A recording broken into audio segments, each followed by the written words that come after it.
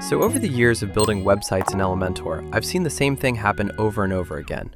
You build something, it looks great, you hand it off to the client, and a few weeks later you get a message. You open the website, and somehow they've managed to change the color on every single heading. You don't even ask how, you just fix it. And the thing is, up until now there wasn't really a clean solution for this in Elementor.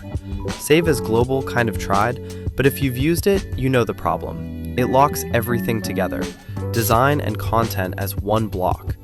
So you could reuse a section, but the moment you wanted to swap out an image or update a title, you were manually editing every single widget.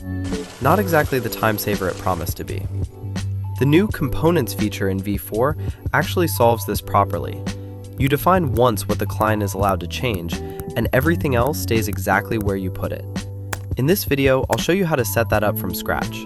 Subscribe for Elementor tutorials, and let's dive in.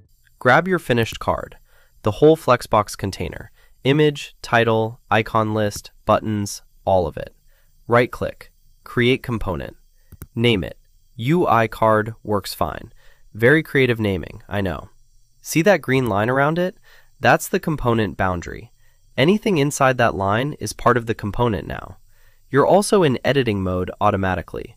The panel on the left tells you the component is active. So, to make parts of this editable later, we need to define properties. Properties are the things you'll be able to change every time you drop this component somewhere new. Switch to the General tab. You'll see little diamond icons next to every element. That's where properties live. Click a diamond, define a property, done. Image first. Click the image element inside the component. Hit the Override Property icon. Name it Thumbnail. Hit Create. That image is now an editable property. Every instance of this component can have a different thumbnail. Next, the heading. Same process. Click the heading element. Override Property. Call it Title. Create. 2 down. Now the icon list. So first, let's organize. Go to Component Properties and add a folder. Call it Item List. Now click each list item individually, add a property for it, and drop that property into the Item List folder. First item into the folder.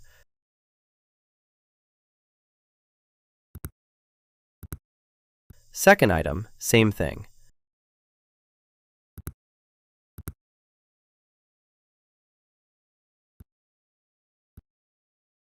Third item, same. Done. All 3 feature properties are grouped under Item List. Way easier to scan when you're updating content later. Last bit, buttons.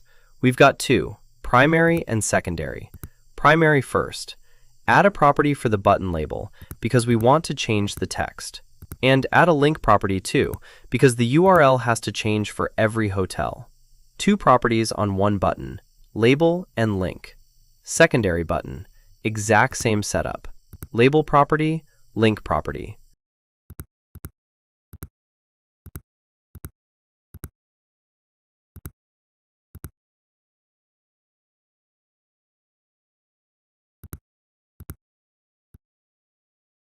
That's the component built.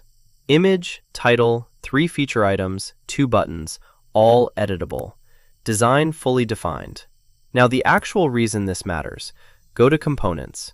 Drag the UI card onto your canvas, highlighted with the green line again. But look at the left panel. All your content input fields are right there. Thumbnail, title, the 3 item list entries, button labels, button links, all in one place. Hold on, order's wrong. Icon list is showing up first in the panel, but the actual card goes image, title, list, buttons, top to bottom. The panel order should match. Otherwise, it's confusing for whoever's filling this in later. Quick fix. Click the pen icon, Edit UI Card. That takes you back into the component definition. Here are all your properties. Drag and drop them into the right order. And now look at this. I literally cannot click the individual design elements anymore. The card is there, looks exactly right, but if I try to click the heading, nothing. The button, nothing. The image, nothing. The design is locked. Content goes in on the left panel. That's the only way to change anything. This is the part that matters for client work. Think about the typical handoff. You build a beautiful site, pixel perfect. The client gets access. 2 weeks later, you open it again and the heading is in Comic Sans. Don't ask me how. It just happens. With components, that's not possible anymore. The client opens the page, sees a card, wants to swap the content. They go to the left panel. That's it. The design itself is untouchable. But here's the real payoff. The thing that makes components actually different from anything we had before. Imagine you've got 6 of these cards across your site. Let me show you the problem how it was in the old Save as Global world.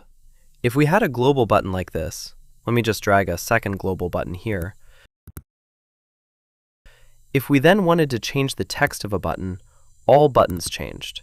We couldn't keep the colors and just change the text for each button.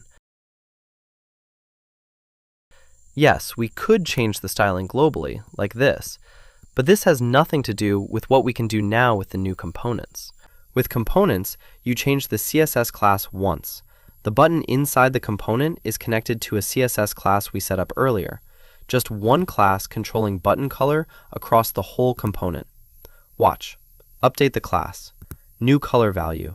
Every button, every card, every page. Every instance of that component on the entire site. Updated at the same time. That's the difference. Design stays protected. Content stays flexible. Global changes are actually global, but only the parts you want to be global. This is what Save as Global should have been the whole time. Took a while to get here, but here we are.